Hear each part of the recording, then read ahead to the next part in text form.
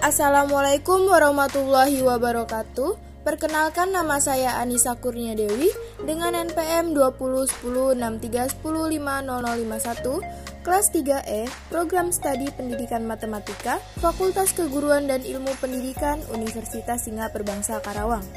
Pada video kali ini saya akan membahas mengenai pemasaran pendidikan. Untuk memenuhi ujian tengah semester mata kuliah pengelolaan pendidikan dengan dosen pengampu Bapak Dr. Haji Dadang Rahman Munandar MPD.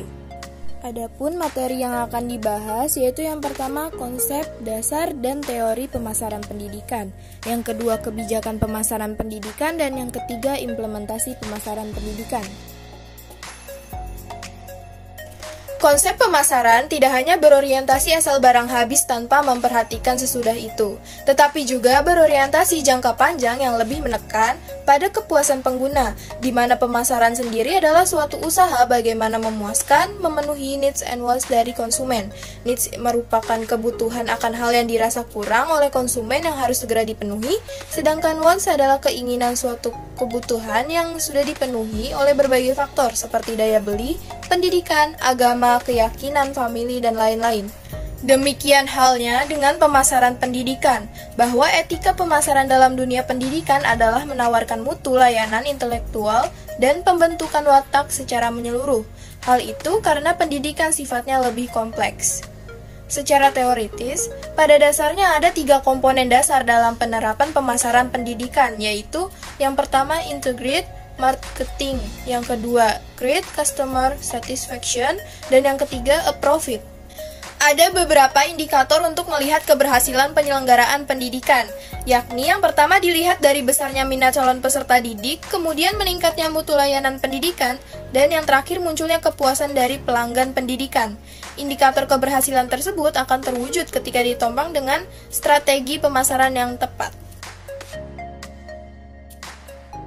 Kebijakan mengenai pemasaran pendidikan berdasarkan UU Nomor 9 tentang Badan Hukum Pendidikan (BHP) menjadi acuan dasar dalam pelaksanaan pengelolaan pendidikan, termasuk dalam hal pemasaran pendidikan. Undang-undang ini pada dasarnya dibuat untuk membuat setiap lembaga pendidikan di Indonesia berorientasi pada mutu dan memilih program pendidikan yang disesuaikan dengan tuntutan dan tantangan dari konsumen, stakeholder, secara lokal dan global. Strategi bauran pemasaran jasa pendidikan. Dalam bukunya Bukhari Alma disebutkan bahwa unsur bauran pemasaran pendidikan ada 7, yakni gabungan dari 4 unsur asli pemasaran lalu ditambah dengan 3 unsur yang khusus pemasaran jasa. Adapun unsur-unsur bauran pemasaran jasa pendidikan ini sebagai berikut.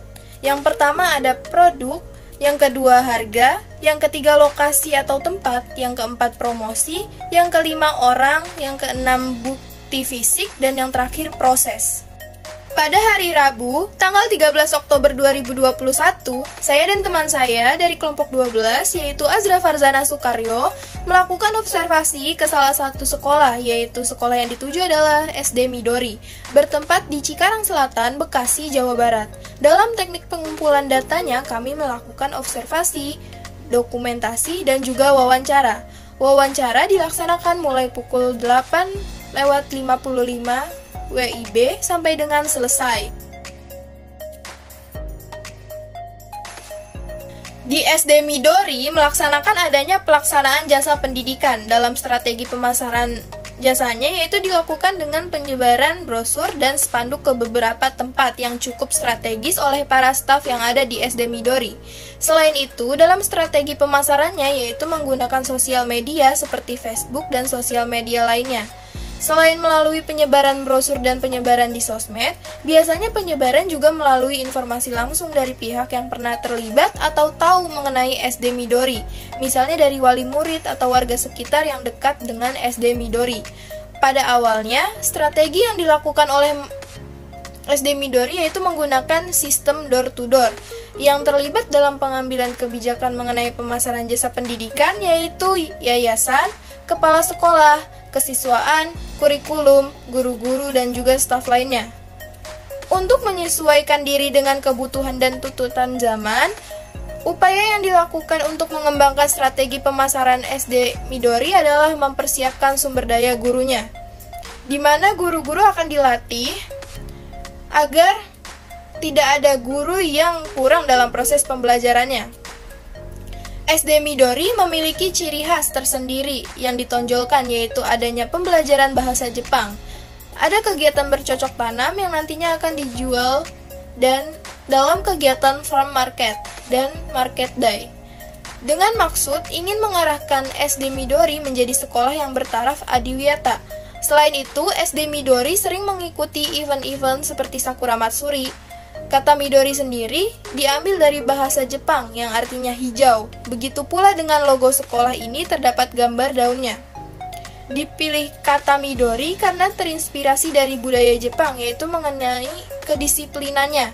SD Midori merupakan sekolah semi-IT dengan status swasta untuk kepemilikannya, yaitu di bawah yayasan. Sekian dari saya, kurang lebihnya mohon maaf. Wassalamualaikum warahmatullahi wabarakatuh.